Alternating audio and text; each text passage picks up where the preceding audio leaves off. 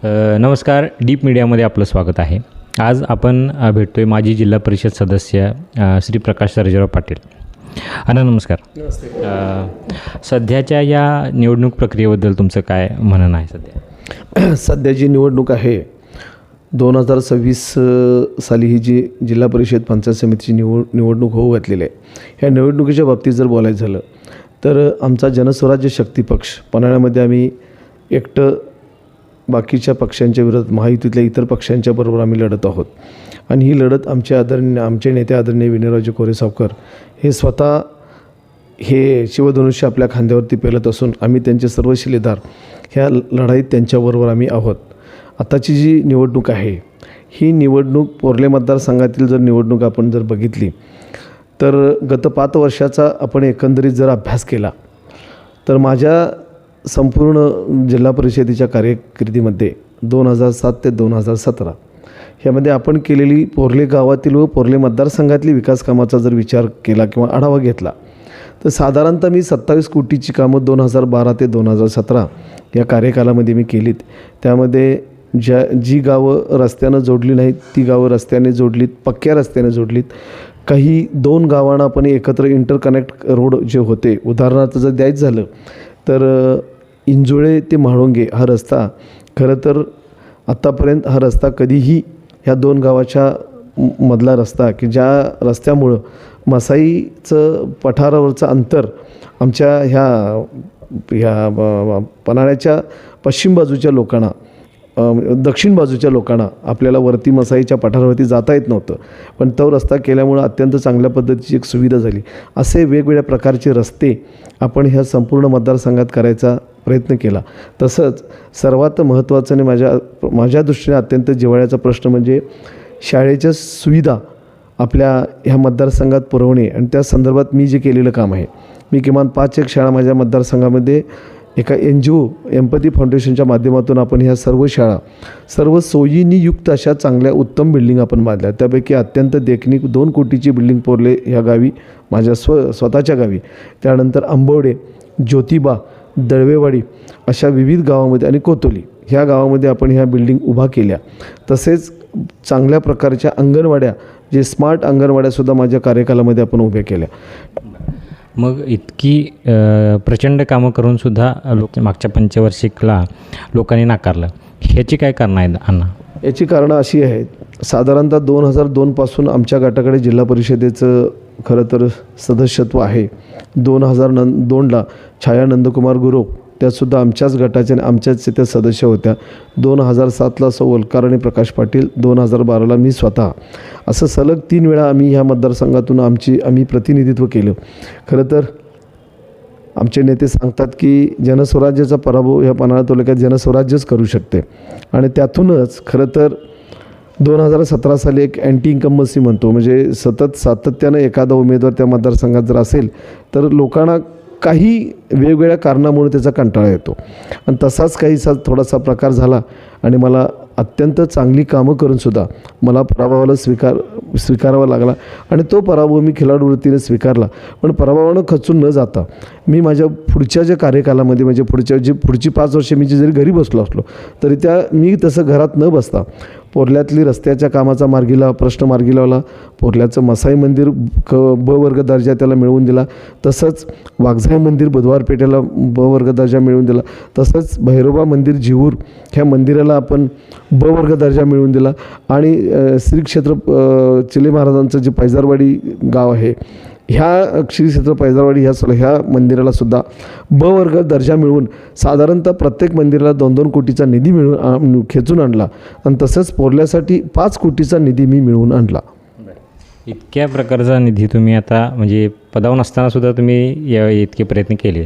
मग आत्ताचे जे विद्यमान जिल्हा परिषद सदस्य आहेत त्यांच्याकडून अशी काही कामं तुमच्या काही निदर्शनात आल्यात का? तर कुठल्याही प्रकारचं गेल्या 5 वर्षामध्ये विकास काम न होता किंवा न करता लोकांच्या समोर तुम्ही येताय आणि लोकांच्याकडे मतं मागताय, ही खरं तर खूप लाजिरवाणी गोष्ट आहे. 5 वर्षामध्ये मला असं वाटतं की संपूर्ण मतदारसंघात फिरत असताना बऱ्याच लोकांच्या तोंडून मी अगदी त्यांच्या समर्थकांच्या तोंडूनसुद्धा बऱ्याच वेळा असं ऐकलं की जिल्हा परिषदेचे सदस्य आमच्या संपूर्ण मतदारसंघामध्ये एकदा फक्त भेटी देऊन गेलेत विजयाचा आभार मानायला. त्यानंतर आमच्याकडे जिल्हा परिषद सदस्य आलेच नाहीत. तर काही ठिकाणी तरी लोक अगदी म्हणजे उपवासानं बोलतात, जिल्हा परिषद सदस्य दाखवा आणि ₹1,00,000 बक्षीस मिळवा. आणि जिल्हा परिषद सदस्यांच्याकडून गत 5 वर्षामध्ये कुठल्याही प्रकारचं असं उठावदार काम संपूर्ण मतदारसंघात, मी म्हणतो आज त्यांची जी काही जाहिरात आपण ह्याच्यावरती ऐकतो, त्या जाहिरातीप्रमाणे जर त्यांनी 5 वर्षात जर काम केलं असतं तर बरं झालं असतं. पण माझं त्यांना चॅलेंज आहे, त्यांनी कुठलंही विकास काम अगदी पोरल्यामध्ये तर मी असं म्हणेन फक्त नावालाच कोट म्हणतात ते, पण कोटीचं काम पोरल्यात नाही, अगदी लाखाचं कामसुद्धा पोरल्यात झालेलं नाही. आणि तसं जर त्यांची काही मला वाटते त्यांना जर म्हणायचं असेल तर माझी वैयक्तिक त्यांना एक चॅलेंज आहे, आपण कुठल्याही एखाद्या मंचावर येऊया आणि आपण ह्यावरती चर्चा घडवून आणूया की तुम्ही सांगायचं मी अमुक काम केलं नाही, आम्ही कुठलं काम केलं, तुम्ही कुठलं काम केलेलं नाही आणि नुसतंच लोकांना भूलथापा द्यायचा तुम्ही प्रयत्न करताय. खरं तर तुम्ही काम केलं असं लोकांना म्हणता, हे तुम्ही शब्द तुम्ही मागे घ्यावीत असं माझं आव्हान आहे. कारण तुमच्या हातून गेल्या 5 वर्षामध्ये कुठलंही भरीव काम किमान पोरले ह्या गावात तरी तुमच्याकडे इतकी सुंदर बांधलेली शाळा की तुम्ही त्या स्वतःच्या स्कूल कमिटीमध्ये असतानासुद्धा तिथून एक थोडासुद्धा निधी आणून तुम्ही शाळेची रंगरंगोटीसुद्धा साधी केली नाही. हा एक पहिला विषय.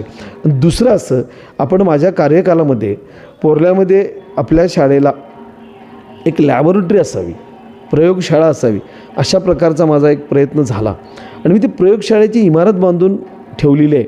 पण अत्यंत खेदानं मला नमूद करावं वाटतं किंवा मला खेद व्यक्त करतो मी की त्या बांधलेल्या इमारतीमध्ये तुम्हाला प्रयोगशाळेसाठी लागणारे जे साहित्य आहे ते साहित्यसुद्धा तुम्ही त्या शाळेमध्ये आणलं नाही.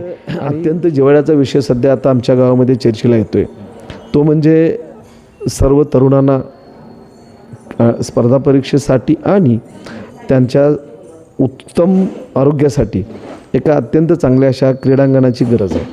खरं तर क्रीडांगणाचा विषय माझ्या संपूर्ण कार्यकालामध्ये कधी चर्चेला आला नाही, पण आता तो विषय अत्यंत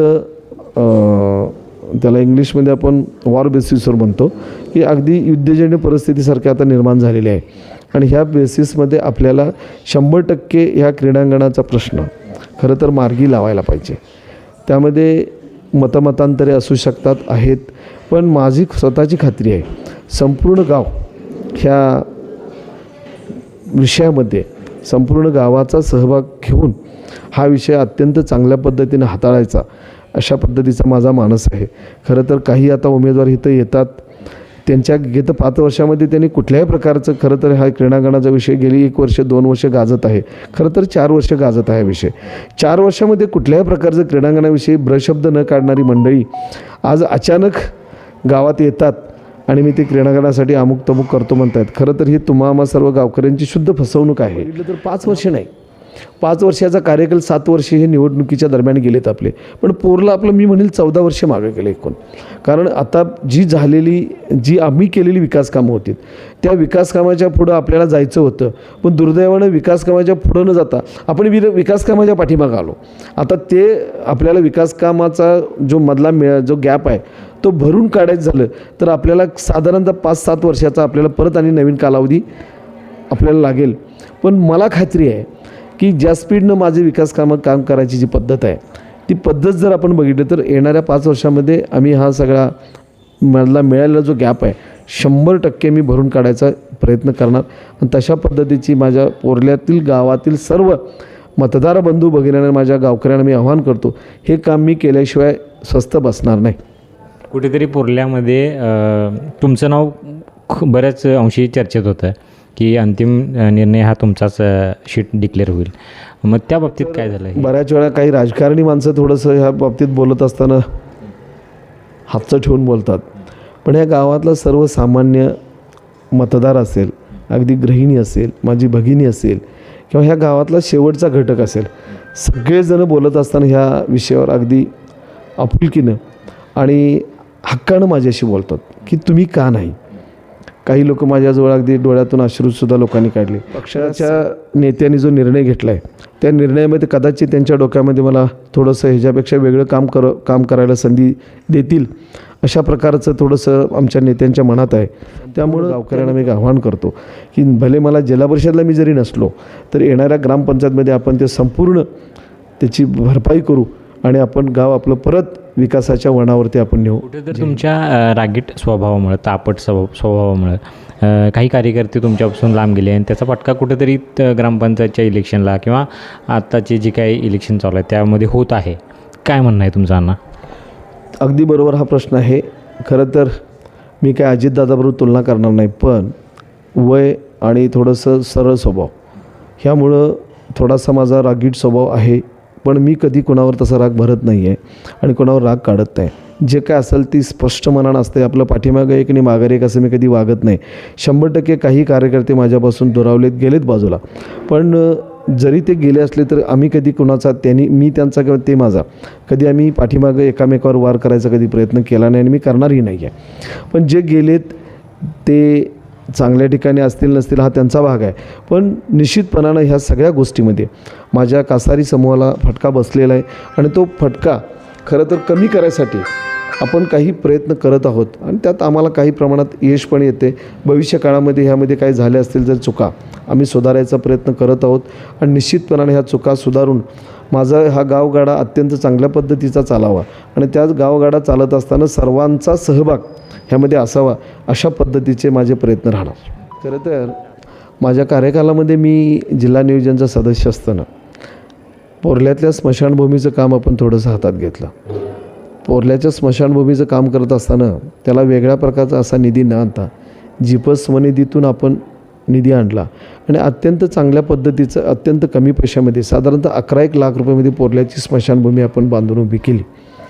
तर मला तुम्हाला सांगायला आनंद होतो की ज्यावेळी हे स्मशानभूमीचं काम पूर्ण झालं आणि ह्याची नोंद आमच्या जिल्हा परिषदेनं घेतली आणि जे फोटोग्राफ्स काढून जिल्हा नियोजनला पाठवले. जिल्हा नियोजननं त्याचं सगळं बजेट बघितलं आणि अत्यंत कमी पैशामध्ये झालेली एवढी मोठी आणि चांगली स्मशानभूमी म्हणून ह्याचा उल्लेख राज्य सरकारकडे एक मॉडेल म्हणून आपल्या स्मशानभूमीचा खरं तर फोटोग्राफ्स गेले की कमी पैशामध्ये अत्यंत देखणी उभा राहिलेली एक स्मशानभूमी आणि हे मॉडेल संपूर्ण राज्यभर गेलं आणि अशा प्रकारची खरं तर स्मशानभूमी माझ्या मतदारसंघात ह्या पोर्ले तर्फे ठाणे मतदारसंघामध्ये व्हाव्यात ह्यासाठी आपण आता जे आमचे निवडून येणारे जिल्हा परिषद सदस्य पृथ्वीराज सरनोबत ह्यांच्याकडून माझा निश्चितपणानं पाठपुरावा राहणार. ह्या माध्यमातून तुम्ही मतदारांना काय संदेश द्याल?